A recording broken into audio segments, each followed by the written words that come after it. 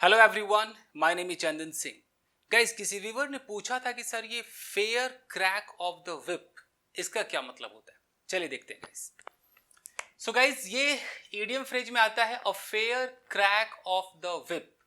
अब इसका मतलब है कि a reasonable opportunity to do something. कहने का मतलब है कि एक वाजिब मौका अगर कुछ करने का आपको दिया जाता है, यानी कि आपको दिया जाता है a fair crack of the whip.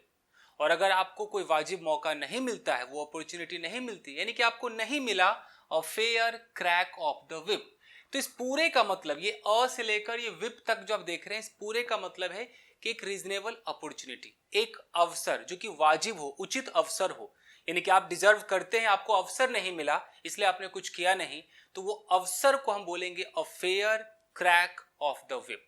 अब इस पर सेंटेंसेस देखते हैं गाइस। दो ही सेंटेंसेस लाया हूं क्योंकि छोटा सा है, समझ जाएंगे आप।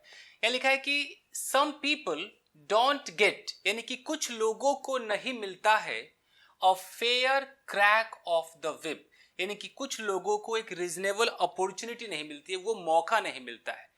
तो इससे आप सेंटेंस खुद बना सकते हैं। आप ऐसे भी कह सकते हैं कि I didn't get a fair crack of the whip, मुझे वो मौका मिला ही नहीं। या you did not get a fair crack of the whip, तुम्हें वो मौका नहीं मिला, वो अपॉर्चुनिटी नहीं मिली।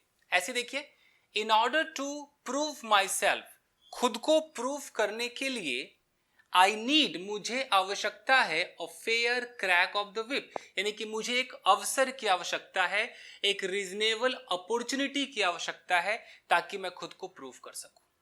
तो क्लियर समझ में आ गया? जिन्होंने पूछा था वो समझ गए होंगे कि अ fair crack of the whip का मतलब है कि एक वाजिब मौका कुछ करने के लिए। क्लियर है?